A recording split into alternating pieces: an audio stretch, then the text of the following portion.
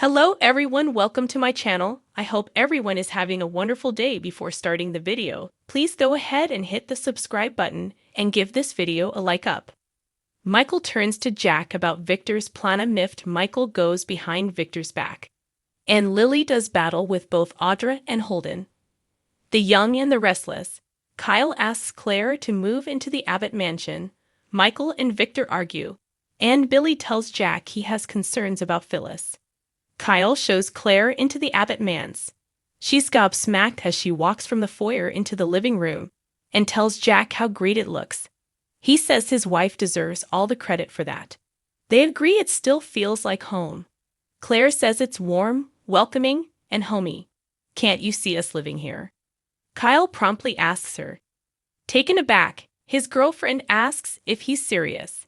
He admits his mom has been gently pushing for them to move in, so he thought he would throw it out there.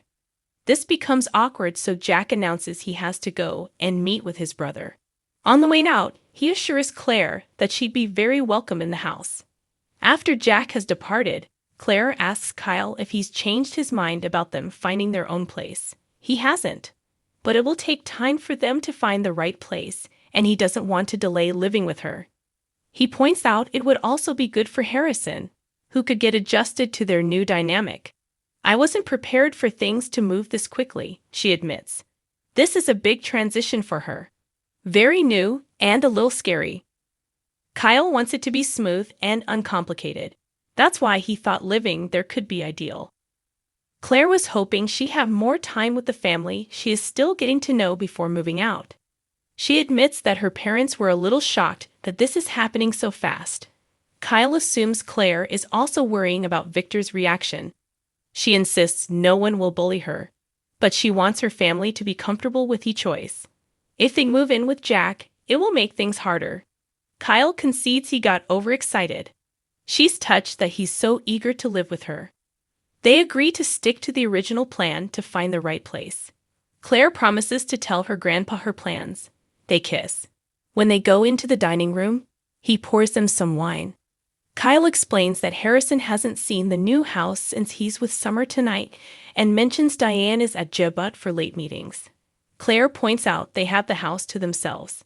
He puts down their glasses and they start kissing before running up the stairs. Michael arrives at the ranch to clear up a few things with Victor.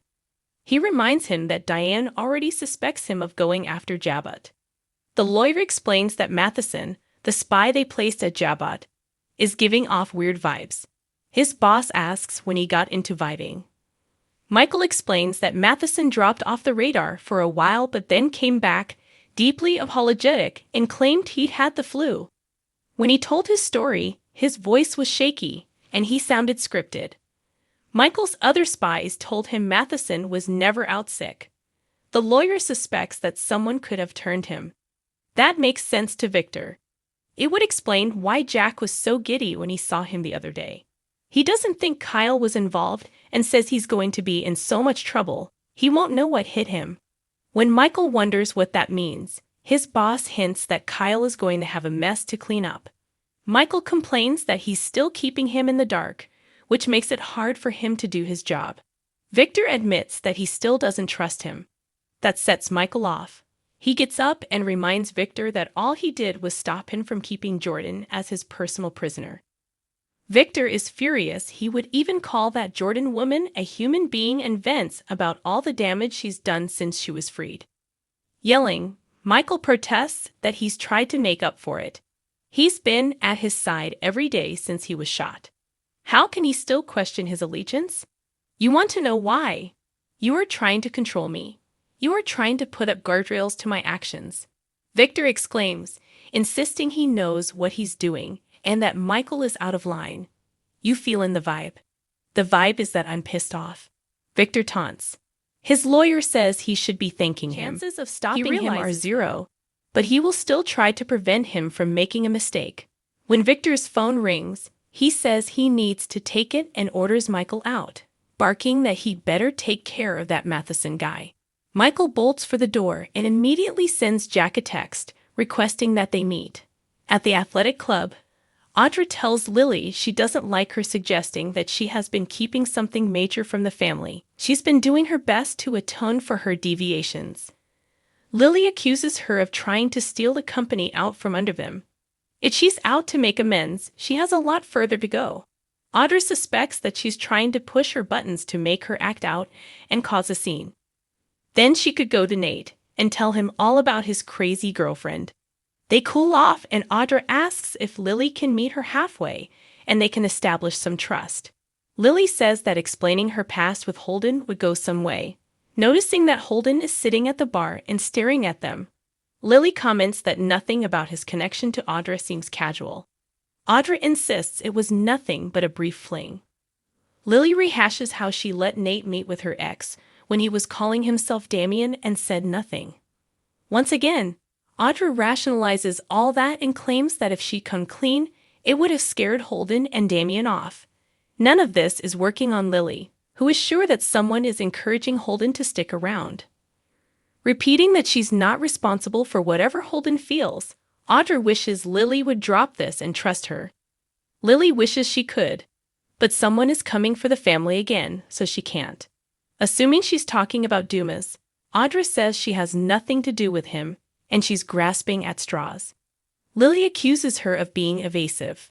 Audra thought they could have moved past all the disdain and distrust.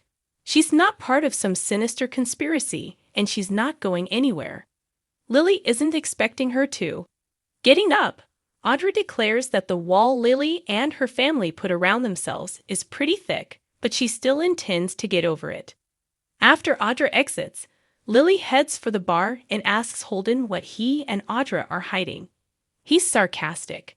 She doesn't appreciate it and accuses him of dodging questions. They talk about Audra finally getting serious with Nate. Holden claims he's happy for them but guesses Lily really isn't. Offended, Lily tells him not to pretend he knows who she is. Seeing that he is already on the periphery of everything going on with her family, Lily warns him to keep it that way. That sounds like a threat to Holden, who reminds her he was just minding his business when she got in his face. He assumes she enjoys exposing people. It must make her feel superior. A shrink would have a field day with her. Lily says he's just a bare-room charmer with a line of BS. Winking, Holden tells her he's usually not wrong when it comes to reading women and walks out. Jack joins Billy in the jazz lounge. Billy is in a good enough mood that he's buying. Jack orders a single malt, and they catch up on Tracy settling in with Ashley in New York. They're sure that Tracy will get better. She's the strongest one of them. They toast to that, and Billy jokes about his brother still living at the club. Jack explains they just moved out. He says the remodel is great, and even their dad would approve of it. He goes on about how Diane is even doing a great job with Jebba Classic. The naysayers will soon be eating their words. Jack asks Billy how things are going at Abbott Communications and whether Dumas has been in touch again.